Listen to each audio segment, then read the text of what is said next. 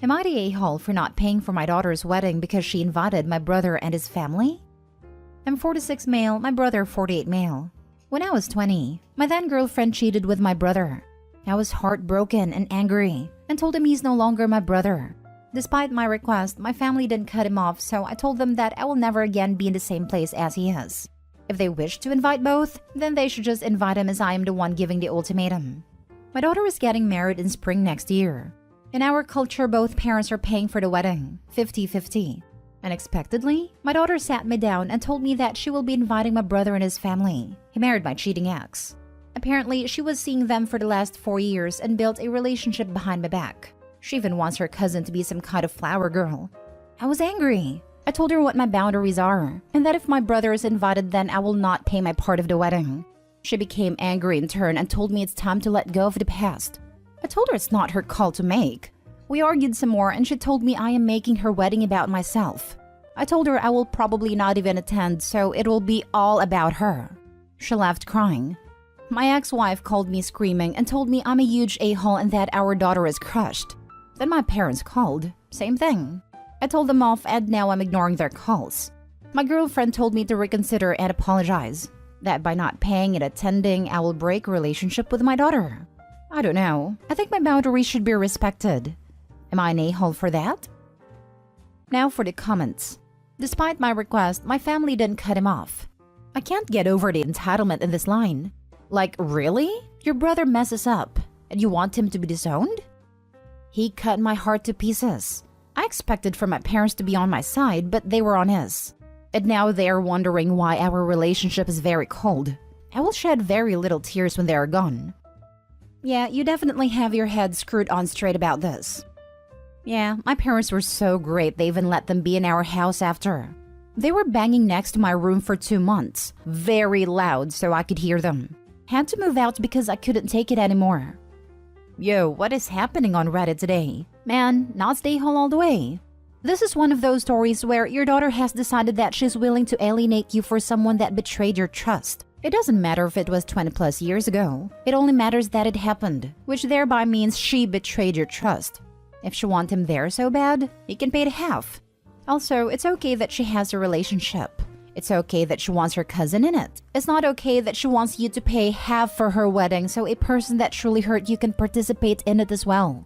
While I am fully supporting you standing your ground, just remember, if you stand here, you will miss out on her potential kids, birthday parties, and other family events because your family will truly cut you off. If you're okay with that, do so. Edited to add, actually, I still wouldn't pay since there's so much secrecy. I bet you'll pay and your brother will still show up regardless. What's going on is OP is a man. There have been several similar posts about women not forgiving sisters who broke up relationships they had. How they didn't want to attend or didn't want the sister to attend their weddings and so forth. Moms not wanting to go if their ex would be present. They get voted not the a-hole. But dad wants to stick up for his boundaries? And boom, a-hole. I was thinking of the same thing. I remember an AITA post in which an OP refused to help her soon-to-be homeless sister. She cut off her sister because the sibling had an affair with OP's ex-fiancé. OP was deemed to be not the a-hole. Y'all are wild in these comments. If this is real, I'd love to see some of you play happy family with your cheating brother and ex. I'm losing it at these. It's been 26 years. Get over it. Lol, like no? His anger at his brother is completely justified. Sorry, kid. You knew how bad he hurt your dad. Why are you surprised? It's easy to see who the serial cheaters are. They just keep outing themselves. Or the ungrateful kids. Next story. Am I the a-hole for not wanting to be part of my stepmother's family tradition with my step and half-sister? So, my stepmother has this tradition her family does regarding weddings where all the sisters wear the same piece from a family member's wedding outfit. Typically, it's something from your mother or grandmother's wedding. My stepmother and all her sisters wore their mother's veil. Stepmother's nieces by her older sister all wore their mother's wedding pearls. You get the picture. I'm engaged, and my stepmother sat me, my stepsister, and half-sister down to discuss what our item would be. I told her I was planning to wear something of my mom's, and that would be all the extras I would go with. She told me it was an important tradition to continue, but I just told her it was nice of her to think of me, but it wasn't my tradition. She then said a simple answer would be to let them wear the necklace when their wedding days come around. They thought that was a great idea and said if it was the piece they were thinking it was the most beautiful thing ever, and they would love to wear it. I said that wasn't going to happen, that it was a piece of my mom I could have during my wedding since I can't have her. Now, my not wanting to do this tradition has caused some argument. My step and half-sister were upset I wouldn't do it with them. My stepmother is upset that I don't want to embrace a tradition from her family. The tradition has no interest to me at all, and I would never share something my mom's with my step or half-sister. My dad tried to talk me into it. He told me it would mean so much. And would I not like to finally feel like they are just my mom and sisters instead of having step and half in front of their titles? I told him no, that I have a mom, and her being dead doesn't change that, or mean I need to see someone else as my mom too. My stepmother told me she has always tried to make me a true part of her family, a true daughter, and I'm an a-hole for rejecting that as an adult, when it doesn't just hurt her but my sisters as well. Am I the a-hole for not wanting to do this / turning it down? Not the a-hole. The second wife and her child want to wear your dead mom's jewelry? That's creepy. She wants her daughters to wear it during their weddings in the future. She's not asking to wear it herself. I get it. Still creepy. The necklace is something special for you, not a family heirloom as they weren't your mom's family. Not the a-hole at all, and you handled the situation perfectly. Ignore your dad and anyone else. You are in the right here. And buy a safe or something for precious jewelry. This, definitely find a safe place for your necklace or it will turn up missing. Not the a-hole, definitely. They can keep their traditions. It's lovely that you want to have a connection to your mom. Have the wedding you want and can afford.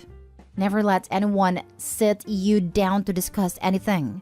Allowing someone to sit you down is giving them authority and power over you that they do not have. You may agree to discuss something with them, but on equal terms. It's not your tradition and she's not your mother. It's not her wedding. It's your wedding. Your father shouldn't try to tell you anything. Am I the a-hole for not wanting my husband to die to attend his brother's wedding? Plus update. Original post. I'm newly pregnant with our first child. My husband's brother just recently proposed to his girlfriend of 4 months, and they plan on getting married when I'm 38 weeks pregnant. They live about 7 hours away from us. I don't really like his fiancée due to some very off-the-wall and inappropriate comments she made during my mother-in-law's funeral, but everyone else seems to like her, so I'm doing my best to get along with her. When she asked me to be a part of her bridal party, I thought, cool, this is a chance for me to get to really know her and maybe be friends outside the first time I met her, which was at the funeral. She hadn't set the date yet, but I told her I was pregnant and when I was due, and that while I don't want her to schedule their wedding around me, my husband and I also wouldn't be able to attend if it was closer to my due date. They set the date, and she asked about dresses for me. That's when I told her that while we are very happy for her, we won't be able to come. She asked why, and I repeated what I told her before she set the date, and that I couldn't travel far that late in pregnancy.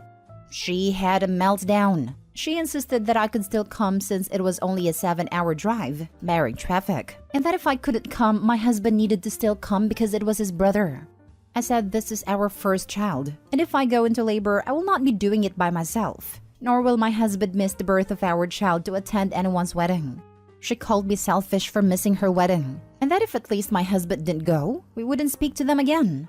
My husband is now anxious because he wants to be there for his brother, but knows if he leaves me and I go into labor, he could theoretically miss the birth of his first child. The added bit about making sure him and his brother don't have a relationship when they've always been close also adds fuel to the fire. She texted everyone in the family group chat that I was abusive and controlling for not letting my husband attend their wedding without context, saying I did not like her. I hadn't planned on telling all of our extended family we were pregnant yet, since I'm still in my first trimester. My husband texted back saying I'm not forcing him to do anything, but we agreed not to tell everyone we were pregnant yet. So our phones have been going off for hours with texts about setting our pettiness aside to be happy for the couple. Even those who know I'm pregnant and would be close to my due date say I should at least let my husband go. My mom labored for only 3 hours with me and an hour with my sister, and she had us both at 39-week mark.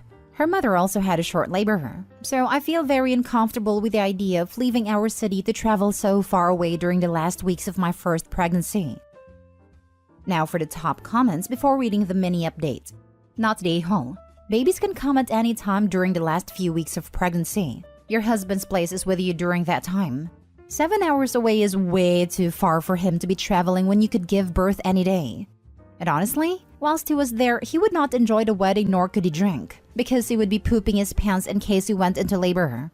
It would be a lot less fun than they think. Agreed, not the a-hole. Jumping on the top comment to add this. Please speak to your OB about travel during that time of pregnancy. My OB straight up forbid me from traveling more than 1 hour away from home at the 5-month mark, and further refused travel at all at 7 months. Granted, I was high risk, but not knowing your history/medical state, I figured it was worth mentioning to check with them about. Absolutely not the a-hole. You are supposed to be within 1 hour of your hospital once you reach the end of pregnancy, or even some high-risk cases even earlier than that. There are way too many variables, and 38 weeks is not the time to be going 7 hours away. There's even a chance you'll already have delivered your baby, and there's zero sense to bring a 1 to 2 week old 7 hours away for a wedding. Having a baby absolutely trumps attending a wedding. Why is she expecting you to prioritize your wedding over your family? You already established your boundary and said no, and she needs to respect your wishes. Your husband should not plan to attend without you. Again, starting your family trumps a wedding every single time. He shouldn't be choosing to be away from that. He's not, but still feels pretty guilty/conflicted regardless, especially now that his relationship with his brother is apparently dependent on attending the wedding. Now for the little update. My husband responded to the family members who reached out to us individually and told them the situation, including the fact sister-in-law was informed of our due date and that we wouldn't be able to attend if they chose a wedding date close to it.